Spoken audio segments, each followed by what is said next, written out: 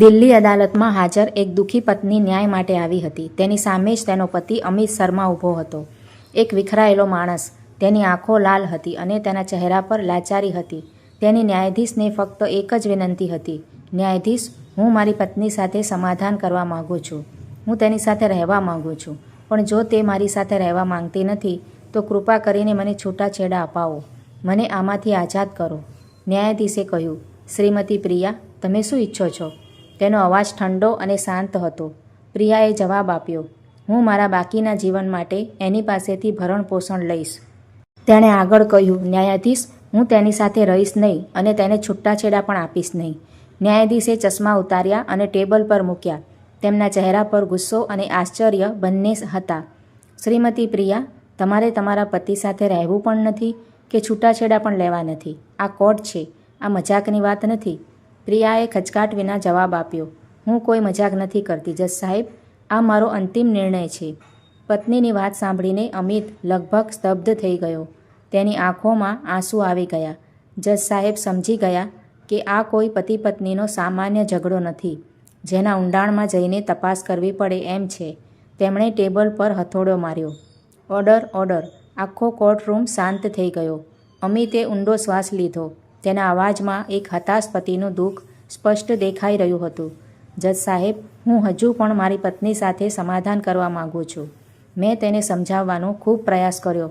મેં તેની મમ્મી સાથે વાત કરી, ઘણા સંબંધીઓ અને મિત્રો સાથે પણ કહેવડાવ્યું. હું સમાધાન કરવા તૈયાર છું, પણ તે કંઈ સાંભળવા તૈયાર નથી. અમિતની આંખો આંસુઓથી ભરાઈ ગઈ. ન્યાયાધીશ આશ્ચર્યચકિત થઈ ગયા. એક બાજુ એક લાચાર પતિ સમાધાન કરવા માટે ભીખ માંગી રહ્યો હતો અને બીજી બાજુ એક રહસ્યમય પત્ની જે તેને અસફળ લગ્નજીવનમાં બાંધીને રાખવા માંગતી હતી.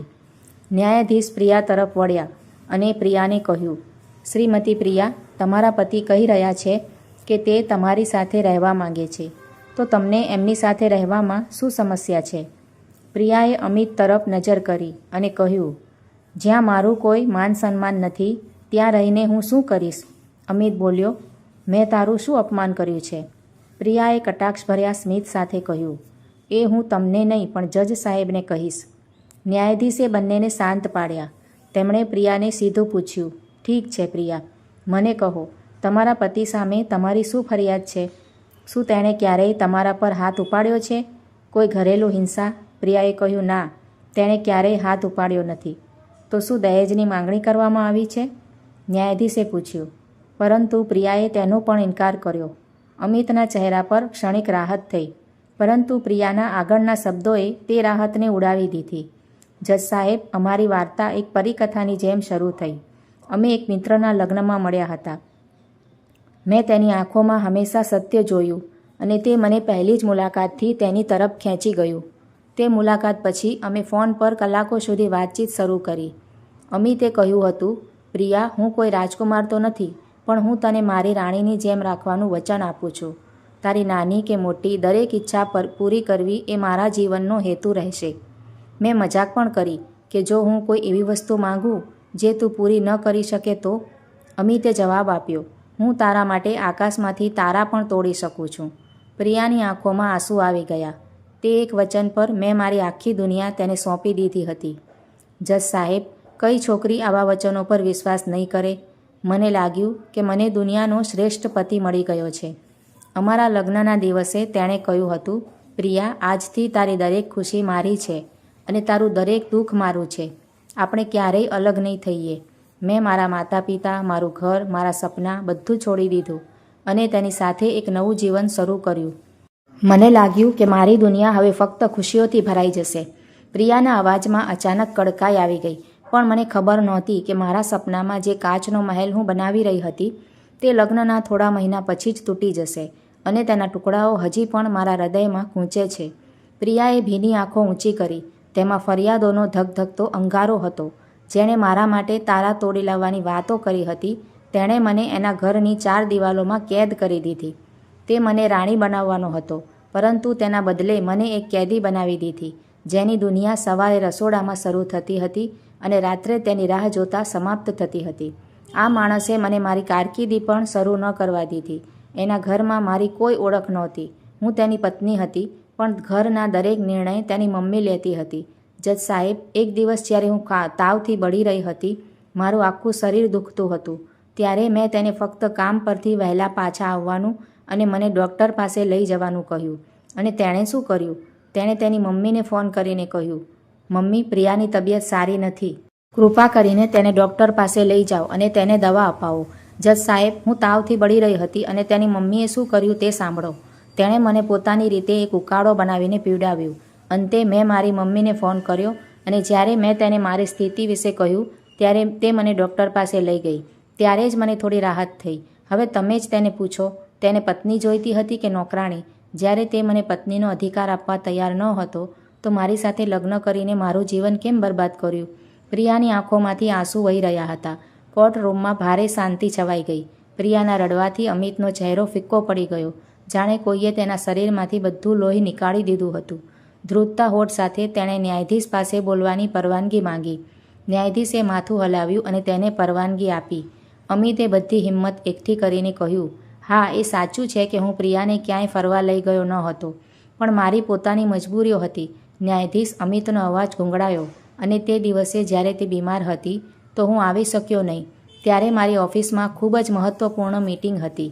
જો મેં તે દિવસે રજા લીધી હોત તો કદાચ મારી નોકરી છૂટી ગઈ હોત. અને હું આ કામ મારું ઘર ચલાવવા માટે કરું છું. પ્રિયા, હું તારા સપના પૂરા કરવા માટે દિવસ રાત કામ કરું છું. મેં મારી મમ્મીને ફોન કર્યો અને કહ્યું કે તને ડૉક્ટર પાસે લઈ જા. મમ્મીએ તને ઘરેલું ઉપચાર આપ્યા અને તારી સંભાળ રાખી. હા, હું કબૂલ કરું છું કે તે તને ડૉક્ટર પાસે લઈ ગઈ નહીં, કારણ કે તેણીને વિશ્વાસ હતો કે આ ઉપાય તને સાજો કરી દેશે. તે આજ સુધી મને પણ તાવમાં એ જ ઉકાળો આપે છે અને મને એનાથી સારું પણ થાય છે. અમિતે ન્યાયાધીશ તરફ જોયું અને કહ્યું, માનનીય, હું કદાચ તેને રાણી ન બનાવી શક્યો, હું આકાશમાંથી તારા તોડી ન શક્યો. હું ફક્ત એક સામાન્ય માણસ છું જે તેના પરિવારને સન્માનજનક જીવન આપવાનો પ્રયાસ કરી રહ્યો છું. કદાચ મારા પ્રયત્નો તેની અપેક્ષાઓ પર ખરા ઉતર્યા નહીં. અમિતના શબ્દોથી કોર્ટરૂમનું વાતાવરણ બદલાઈ ગયું. બધા પાસાઓ પર વિચાર કર્યા પછી ન્યાયાધીશે પ્રિયા પર નજર નાખી, જેની આંખોમાં હજુ પણ ફરિયાદો હતી. ન્યાયાધીશે શાંતિથી કહ્યું, શ્રીમતી પ્રિયા, હું તમને સમજાવી રહ્યો છું. તમને બહાર ન લઈ જવા, તમને જન્મદિવસની મોંઘી ભેટ ન આપવી અથવા કોઈપણ બાબતમાં તમારો અભિપ્રાય ન લેવો. આ બાબતો ચોક્કસપણે દુઃખદાયક છે, પરંતુ શું આ કારણ એટલું ગંભીર છે કે તમારે તમારા પતિથી અલગ થઈ જવું જોઈએ? આવી નાની નાની બાબતો પતિ પત્નીના સંબંધોમાં તણાવ પેદા કરી શકે છે, પરંતુ આવી સામાન્ય બાબતોને કારણે છૂટાછેડા લેવા એ સમજદારી નથી. જો કોઈ માણસ પાસે નોકરી નહીં હોય તો તેનું ઘર કેવી રીતે ચાલશે? પ્રિયાએ રડતા રડતા કહ્યું, જજ સાહેબ, મેં વિચાર્યું હતું કે હું લગ્ન પછી મારા સપના પૂરા કરીશ, પણ મને સ્પષ્ટ કહેવામાં આવ્યું હતું કે તું ઘર અને બાળકનું ધ્યાન રાખ. એમના માટે મારા સપનાની હવે કોઈ કિંમત નથી. જજે અમિત તરફ ધ્યાનપૂર્વક જોયું. શું એ સાચું છે, શ્રી અમિત? શું તમે પ્રિયાને વ્યવસાય શરૂ કરતા રોક્યા હતા? જો તે તેના સપના પૂરા કરવા માંગતી હતી તો શું તેમાં કોઈ નુકસાન હતું? અમિતે તરત જ માથું ઊંચું કર્યું. ના જજ સાહેબ, મેં ક્યારેય મનાઈ કરી નથી. અમારી દીકરીને ટાઇફોઇડ હતો. તે ઘણા સમયથી બીમાર હતી. મેં તેને ફક્ત તે સ્વસ્થ થાય ત્યાં સુધી રાહ જોવા કહ્યું. મને ખબર હતી કે તે બંને વસ્તુ પર ધ્યાન કેન્દ્રિત કરી શકશે નહીં. તેથી જ મેં તેને 2 મહિના રાહ જોવા કહ્યું. મેં પ્રિયાને કહ્યું કે એકવાર એની તબિયત સારી થઈ જશે તો હું તેને તેના સપના પૂરા કરવામાં વ્યક્તિગત રીતે મદદ કરીશ. અમિતનો અવાજ વચ્ચે જ ભાંગી પડ્યો. તેનું ગળું રૂંધાઈ ગયું અને તે માથું નમાવીને રડી પડ્યો. અને 32 વર્ષીય એક માણસને રડતો જોઈને આખા કોર્ટરૂમમાં એક વિચિત્ર શાંતિ છવાઈ ગઈ. બહારથી મજબૂત દેખાતો માણસ આજે સંપૂર્ણપણે ભાંગી પડ્યો હતો. એટલામાં જ પ્રિયાની મમ્મી નજીક આવી અને તેમણે કહ્યું, જજ સાહેબ, આ બધું તેની ભૂલો છુપાવવા માટેનું એક નાટક છે. તે જે દલીલો રજૂ કરી રહ્યો છે એ બધું ખોટું છે.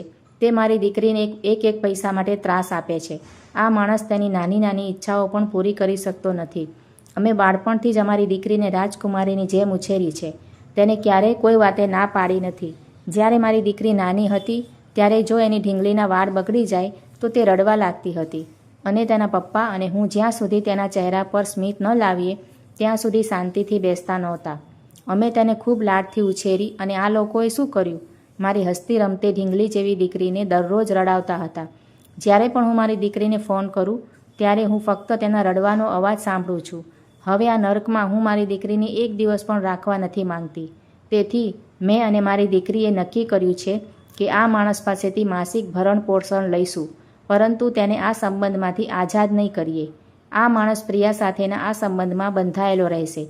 તે મારી દીકરી પ્રિયાને ખુશ રાખી શક્યો નહીં, તેથી હું કે મારી દીકરી તેની બીજી સ્ત્રી સાથે ખુશ જોવા માંગતા નથી. ન્યાયાધીશ બધાના નિવેદનો ધ્યાનથી સાંભળી રહ્યા હતા. તેમની અનુભવી આંખો હવે બધું સ્પષ્ટપણે જોઈ શકતી હતી, જે અત્યાર સુધી છુપાયેલું હતું. પછી ન્યાયાધીશ આદિત્ય શર્માએ ટેબલ પર પોતાની કલમ મૂકી અને થોડીવાર માટે પોતાની આંખો બંધ કરી, જાણે પરિસ્થિતિની ઊંડાઈનું મૂલ્યાંકન કરી રહ્યા હોય. પછી તેમણે સુધાદેવી તરફ તીક્ષ્ણ નજર નાખી અને એવો પ્રશ્ન પૂછ્યો જાણે કેસનો આખો પાસો બદલી નાખ્યો.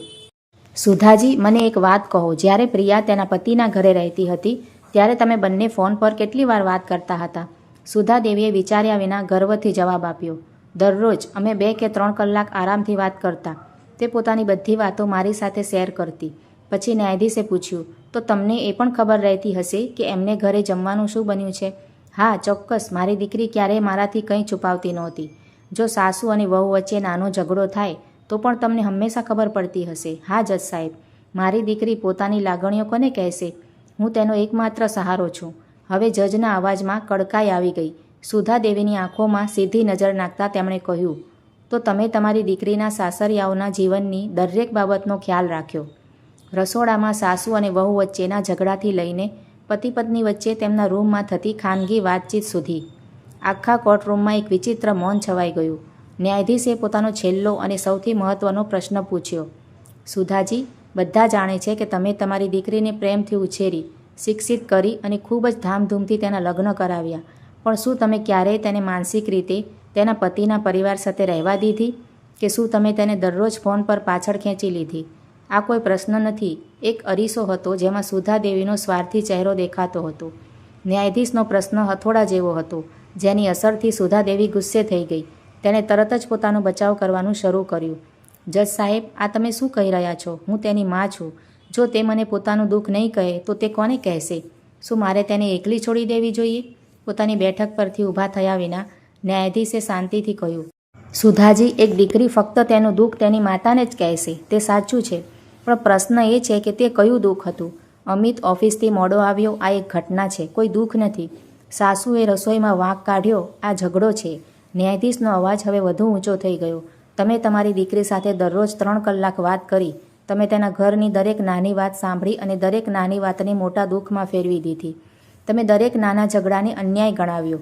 જો તમે તેને ઘરમાં બનેલી નાની નાની વાતો વિશે પૂછ્યું ન હોત અને તેણે તમને કહ્યું ન હોત તો કદાચ તે બધું થોડા દિવસોમાં જ ભૂલી ગઈ હોત અને એનો પરિવાર ફરીથી એક થઈ ગયો હોત.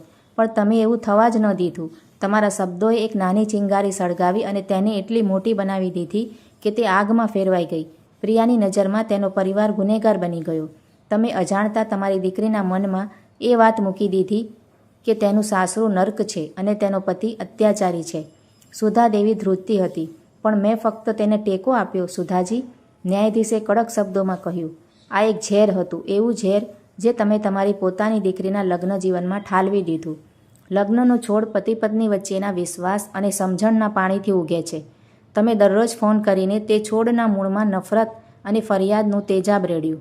તેમણે પ્રિયા તરફ જોયું, જે સુન્ન થઈ ગઈ હતી. પ્રિયા, તમે જ્યારે પણ તમારા પતિ સાથે મતભેદ થયા ત્યારે સમસ્યાનો ઉકેલ લાવવા માટે તેની સાથે વાત કરવાને બદલે તમે તમારી મમ્મીને ફોન કરો છો. તમે તમારી મમ્મીને તમારા વકીલ બનાવ્યા છે.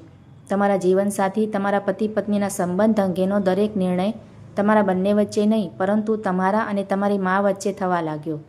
વાસ્તવિક સમસ્યા ન તો પતિ સાથે છે કે ન તો પત્ની સાથે.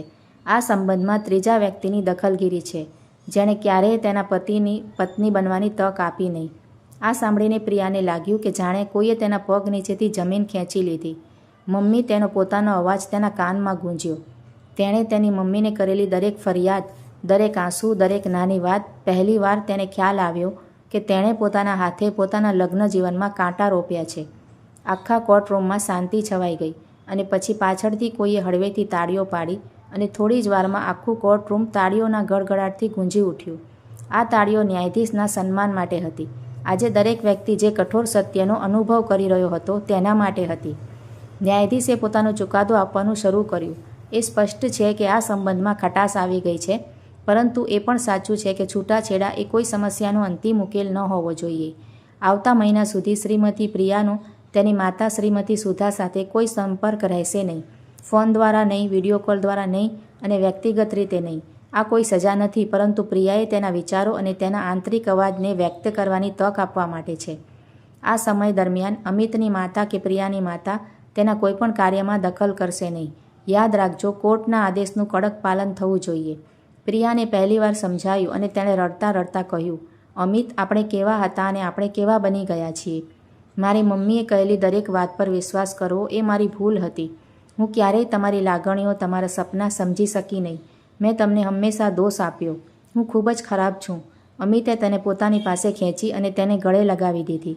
તું ખરાબ નથી પ્રિયા. કદાચ હું પણ તને બધું મારી સાથે શેર કરવાનો વિશ્વાસ ન આપી શક્યો. ભૂલ આપણા બંનેની છે. ત્યારે આંસુઓએ બધી કડવાશ ધોઈ નાખી અને સમજણનો પ્રભાવ વધી ગયો. બરાબર 1 મહિના પછી તેઓ કોર્ટના રૂમ નંબર 402માં હતા. પરંતુ આજે વાતાવરણ એકદમ અલગ હતું. તણાવને બદલે તેમના ચહેરા પર એક હળવો સ્મિત હતું અને તેઓ એકબીજાના હાથ પકડી રાખ્યા હતા. ન્યાયાધીશે પૂછ્યું, તો તમે બંનેએ શું નક્કી કર્યું છે? અમિત કંઈ બોલે તે પહેલાં પ્રિયા આગળ વધી. તેની આંખોમાં આંસુ આવી ગયા, પરંતુ તેના અવાજમાં એક અદ્ભુત હિંમત હતી. જજ સાહેબ, મેં આ 1 મહિનામાં મારું આખું જીવન ફરીથી જીવી લીધું છે. મને સમજાયું કે જો મેં મારી માના ખભા પર રડવામાં વિતાવેલો સમય મારા પતિ સાથે વિતાવ્યો હોત તો કદાચ અમારે ક્યારેય અહીં ન આવવું પડત. તે રડતી રડતી અમિત તરફ ફરી. મેં મારા પતિના દરેક બલિદાનને અવગણ્યું. હું ફરિયાદો શોધતી રહી અને નાની ક્ષણોમાં તેમણે મારા પર જે પ્રેમ વરસાવ્યો તે જોઈ શકી નહીં. પછી અમિતે કહ્યું, હું પણ સમજું છું જજ સાહેબ, મારી પત્ની પોતાના માતા પિતાને છોડીને મારી સાથે આવી. મારા પર વિશ્વાસ કરીને મારે સમજવું જોઈતું હતું.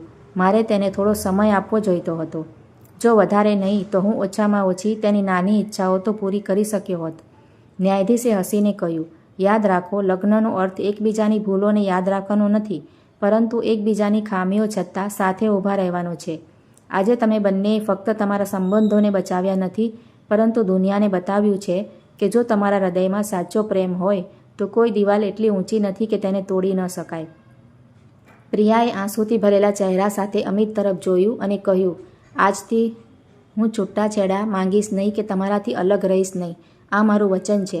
અમિતે ન્યાયાધીશ તરફ ફરીને હાથ જોડીને કહ્યું, આભાર ન્યાયાધીશ, તમે અમને ફક્ત ન્યાય અપાવ્યો નથી, તમે અમને અમારું જીવન પાછું આપ્યું છે. તો મિત્રો, શું ન્યાયાધીશનો ચુકાદો સાચો હતો? કમેન્ટ કરીને જણાવજો અને વિડીયોને લાઇક, શેર કરીને ચેનલને સબસ્ક્રાઈબ કરજો.